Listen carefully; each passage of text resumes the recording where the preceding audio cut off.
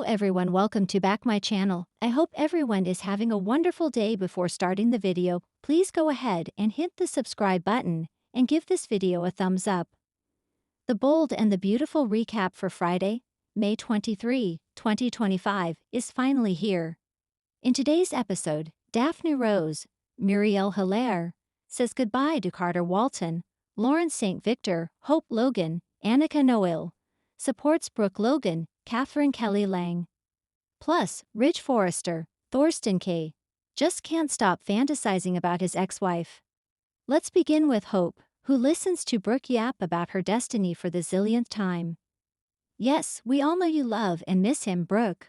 Hope suddenly says life is too short, which has the mother questioning her daughter. Hope covers and doesn't mention anything about Liam Spencer, Scott Clifton.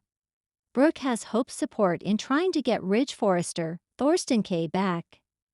Then, Hope is able to tell her mother that she got back together with Carter. Over at Forrester Creations, Ridge is still with Taylor Hayes, Rebecca Budig. Even though Ridge is with Taylor, he's thinking about Brooke.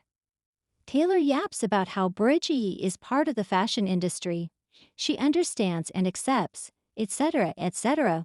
While that all sounds well and good, Taylor's interactions with Brooke suggest otherwise. Then Ridge goes on a speech about how she showed him that life doesn't have to be complicated or messy. It can also be possible to live a life without drama. Taylor says this is going to be the best chapter of their lives. The minute Taylor leaves, Ridge is back to daydreaming about Brooke. Then he thinks about his past with Taylor. Over at the loft, Carter continues to tell Daphne that he got back together with Hope. The nose isn't taking it well and doesn't understand what changed. Carter promises that Hope won't hurt him again, but Daphne believes otherwise. The nose suggests that Hope is just using Carter again. Daphne reasons that Hope really wants Liam. The nose doesn't want Carter to get hurt again, but thinks it's impossible with Hope. She really doesn't understand how things could have changed so fast. Daphne wants to know what Hope's excuse is for what Carter overheard, but he doesn't get into all of that. Carter feels awful for hurting Daphne, but Hope is special. Carter gives her a special thank you to Daphne for friendship. The nose basically says, "See ya," and walks out. A few minutes later, Hope shows up and happily kisses Carter. The designer knows that he won't let her down again.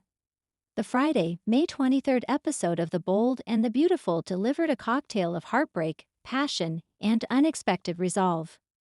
In this emotional ride, Daphne prepared to leave behind her brief but impactful chapter in Los Angeles.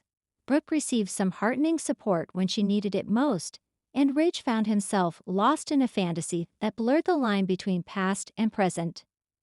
Daphne's goodbye, a departure cloaked in mystery and heartache. Daphne stood alone on the Forrester Creations rooftop, the cool wind brushing through her caramel curls. A letter clutched in her trembling hand, she looked out over the Los Angeles skyline.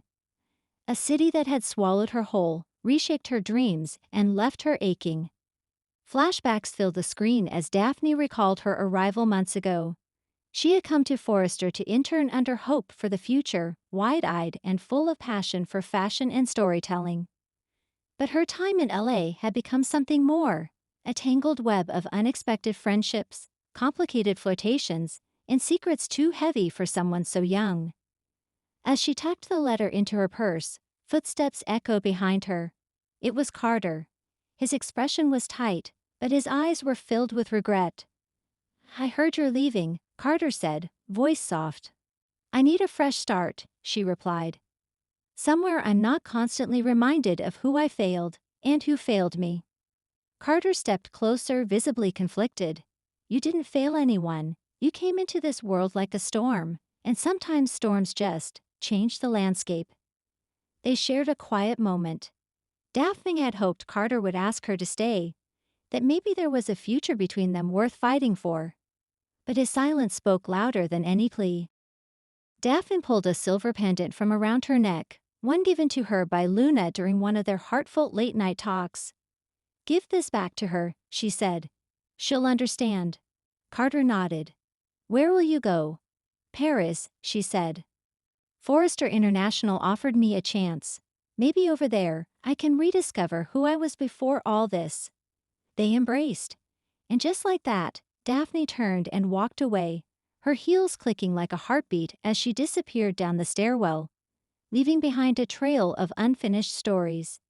Brooke's supporter, when the strongest break down. At the Logan estate, Brooke sat curled up on the couch, the day's headlines flashing across her phone screen.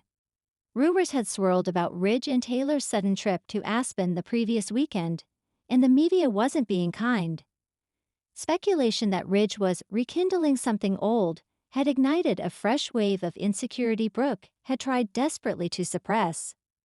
She had spent her life bouncing between love and heartbreak, but this particular storm felt different, more permanent. Just as a tear slid down her cheek, the doorbell rang. She wiped her face quickly, pulling herself together before opening the door to find Deacon, surprising, as she hadn't seen him in over a week. "Hey," he said, holding 2 coffees. "Figured you could use a pick-me-up." Brooke stepped aside, letting him in. "Thanks, I didn't expect you." Deacon sat beside her, studying her carefully. "I saw the press. You okay?" "I'm tired, Deacon. Tired of chasing someone who doesn't even know what he wants anymore." Deacon didn't jump in with advice or promises. Instead, he offered silence, something rare and needed.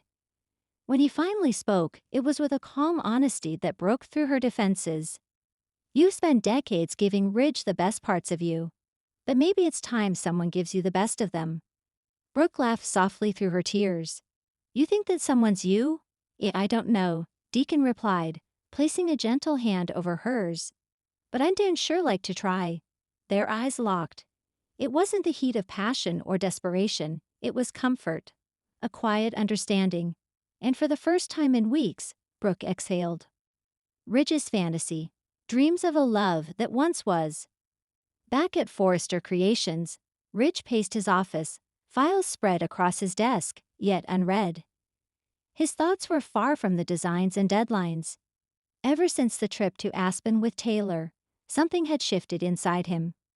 The mountain air had reminded him of simpler times, when he and Taylor would chase their kids through snow-covered paths or sip cocoa on lodge balconies.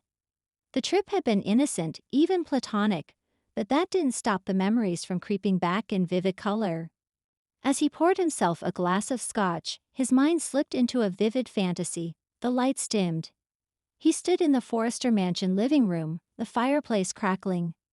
Taylor walked in wearing the navy blue silk gown he'd always loved. They moved toward each other as if pulled by magnetic force. "I never stopped loving you," she whispered. "And I never stopped wondering what life would have been like if I hadn't gone back to Brooke." They kissed, not like strangers, not like regrets, like 2 souls who had once been one. Suddenly, the dream shattered. Ridge blinked, the office lights blinding him back to reality. His phone buzzed, a message from Brooke. "You don't need to explain. I get it now. I really do." Ridge stared at the words, heart heavy. He knew he had caused her pain again. But why did part of him feel relief? The door opened, and Steffi stepped in, interrupting his spiral. "You okay, Dad?" "I'm fine," Ridge said too quickly. "Mom said you seemed distracted." "Did something happen in Aspen?" Ridge hesitated. "Memories happened. A lot of them." Steffi sat, watching him with the wisdom of someone who had seen this cycle play out too many times. "Just promise me you're not going to hurt Mom again. Or Brooke." Ridge looked down at his hands. "I don't know if I'm capable of keeping that promise anymore." Paris beckons, but questions remain. Later in the day, Hope, Thomas, and Luna gathered in the design studio, where Daphne's absence hung like a missing stitch in a delicate pattern. "She left without saying goodbye," Luna said, sadness clouding her normally bright expression. "She left me a note," Hope admitted, pulling it from her sketchbook. "She said she felt like she'd done more damage here than good, that she didn't belong." Thomas crossed his arms. "That's not true. She had talent. And a voice." "She also had secrets," Luna added, eyes darting to the necklace now dangling from Carter's hand as he entered. "She wanted you to have this," Carter said, handing Luna the pendant. She said you'd understand. Luna took it, and for a long moment, said nothing.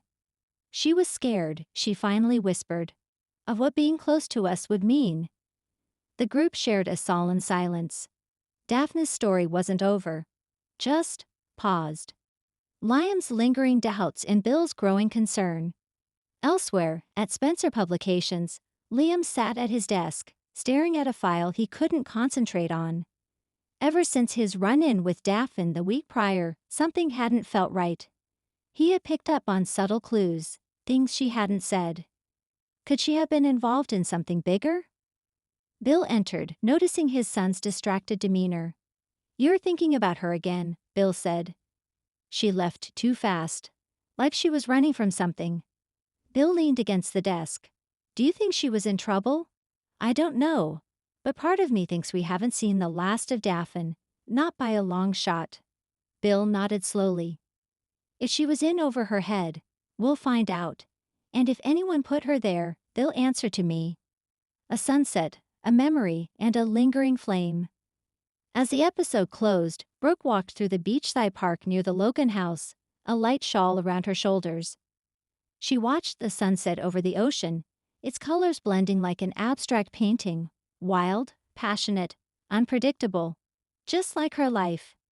Deacon's words echoed in her mind. Maybe love didn't have to be a battlefield. Maybe it could be peace.